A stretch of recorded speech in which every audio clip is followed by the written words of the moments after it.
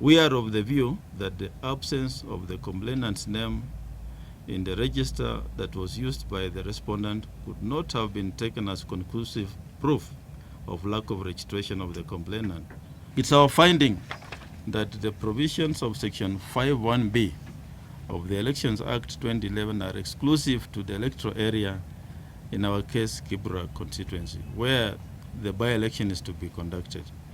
It does not apply to other constituencies where there are no by-elections. There was therefore no impediment for the complainant being registered in any other constituency. The respondent is hereby ordered to process the complainant's application for nomination as the Jubilee Party's candidate for the Kibra constituency by-election slated for 7th November 2019 in accordance with the law.